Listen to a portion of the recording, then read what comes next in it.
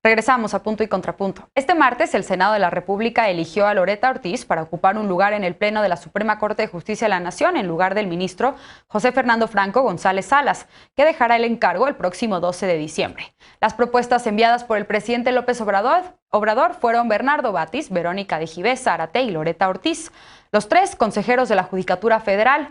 Ortiz obtuvo 92 de los 114 votos emitidos. Batis obtuvo 8 y de Gibés Zárate 9. Durante su comparecencia, Ortiz dijo que sus contribuciones estarán apegadas al marco constitucional con un desempeño con cuidado extremo y que nutrirá a la Corte de una mayor perspectiva de género y diversidad cultural en referencia a su origen oaxaqueño. Ortiz, maestra en Derecho y quien ha sido diputada por Morena, señaló que uno de sus compromisos será abogar por criterios garantistas de los derechos humanos con los que se proteja en mayor medida a las personas, así como la tolerancia cero a la corrupción. Agregó también que contribuirá desde su experiencia a la implementación de la reciente reforma judicial, tras señalar que una tarea pendiente para este poder radica en consolidar su legitimidad y confianza frente a la ciudadanía. Bien, empiezo este bloque contigo, Alejandro. Habemos nueva ministra en la Suprema Corte de Justicia de la Nación. Loretta Ortiz es la cuarta que nombra el presidente López Obrador, la tercera vez que había sido nominada por él. ¿Qué decir sobre su nombramiento y cómo viste la votación en el Senado? Pues muy rápida, la votación fue muy precipitada. Quizás, bueno, ya estaba cantado, pero quizás hubiera sido positivo una mayor deliberación, bueno, para que el público y todos conocieran sobre los perfiles que estaban involucrados. Sin embargo, me parece pues una decisión positiva, y fíjate, yo creo que hay cambios importantes en la correlación de fuerzas o de la conformación, en la conformación de la Suprema Corte de Justicia. En primer lugar, lo que tú dijiste, Mariana, ya 4 de 11 ministros han sido propuestos por el actual presidente. Esto no es tan común porque, bueno, los nombramientos son transeccionales. Entonces, con esto, el presidente está imprimiendo una herencia, un legado transeccional en la conformación de la Suprema Corte de Justicia. Es uno de sus principales legados. Eso pasa aquí en México. También se discutió mucho, o se ha discutido mucho en Estados Unidos, donde los cargos de la Suprema Corte pues son prácticamente vitalicios hasta que mueren, son reemplazados. Y bueno, entonces cada nombramiento pues es determinante para el sentido de las votaciones. Y esto hace, bueno, que por ejemplo este bloque de 4, que no vota homogéneamente, por cierto, pero que este bloque de 4 propuestos por el presidente ya podría pues vetar cualquier tipo de mayoría calificada, ya sin el ya tenemos ese poder de veto con esta conformación de los 4. Y yo diría que el otro cambio es el de 4 de 11 mujeres. Creo que se está acercando en órganos muy tradicionales en los cuales es difícil que haya paridad de género, pues ya con esta designación pues se está acercando ya, digamos, a esta paridad.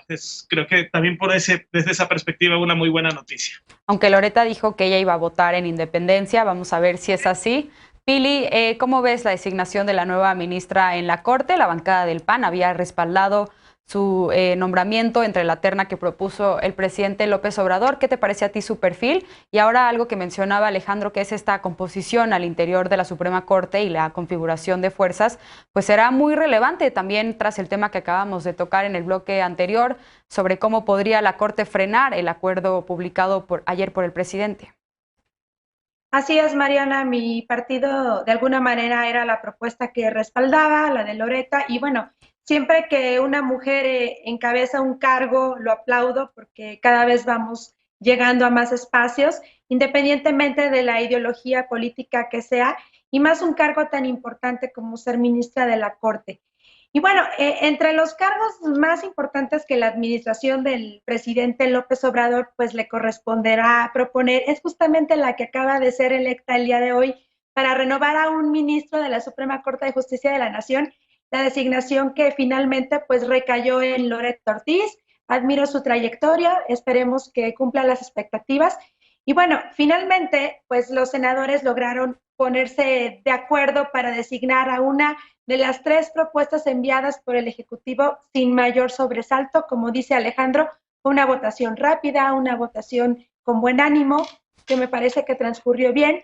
Y personalmente creo que con la designación de hoy, pues este gobierno que ofreció de alguna manera transformar la vida pública de México, de alguna manera perdió como la oportunidad de impulsar un cambio de fondo y modificar el método de la elección de los ministros del Poder Judicial. Que yo lo analizo más por la forma en que se dieron las cosas. Quienes proclamaban no ser iguales a los anteriores, pues se comportan exactamente pues igual a ellos, incluso peor, y usan los mismos métodos y las mismas prácticas criticadas fuertemente por ellos mismos en el pasado.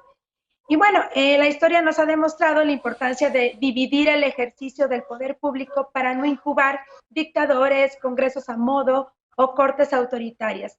Bueno, 250 años después, el concepto de la división de poderes pues retoma importancia en la vida política de nuestro país con relación a la independencia judicial de los ministros. Y bueno, debemos pugnar para que ninguna agenda política partidista afecte las resoluciones judiciales ni los criterios de elección respondan a intereses distintos a los de la impartición de la justicia.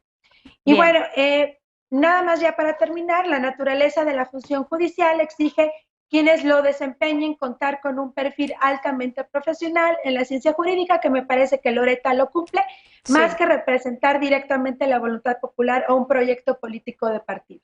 Estefanía, ¿tú cómo lo ves? Celebras la designación de Loreta Ortiz como la nueva ministra, una nueva mujer en la Corte. ¿Qué decir también sobre lo que le espera al interior del máximo tribunal? ¿Qué esperar de su función por allá? Y también si quieres comentar el tema que ya ponen tanto Pili como Alejandro sobre la mesa, sobre el proceso de deliberación para elegir a las ministras y ministros de la Suprema Corte, que sí ha despertado un debate sobre que pues quizá una comparecencia en el Senado no es suficiente para lo que representa designar a un ministro de la Corte.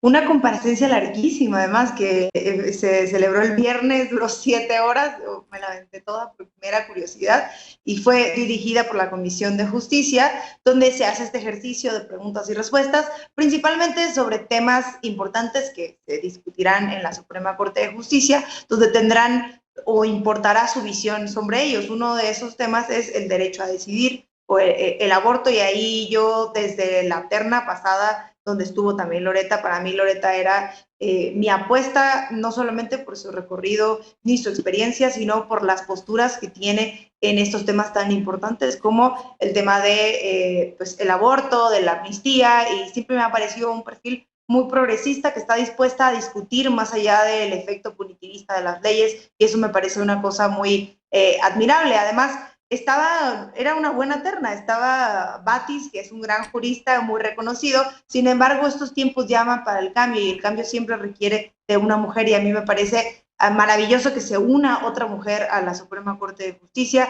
Todas estas visiones siempre suman pluralidad y hacen mucho más democrática la discusión. Ella también creo que le agradó a otro sector, porque dijo que no había estado de acuerdo en la consulta expresidente, el juicio de la consulta expresidentes, que no había estado de acuerdo con ese ejercicio, y creo que por ahí se ganó 2 o 3 simpatías del otro lado o del lado de la oposición. A mí me parece que es un perfil también muy neutral, que sabrá siempre llevar su visión de las leyes, pero además también su criterio sobre ellas, porque de nada sirve la interpretación ciega de las leyes si no le puedes meter un cierto criterio que tenga que ver con el bien de la decisión que vas a tomar y a quienes les afectan estas decisiones. Enhorabuena, hubo consenso, hace mucho que no veíamos a una oposición tan tranquila, dispuesta a ceder.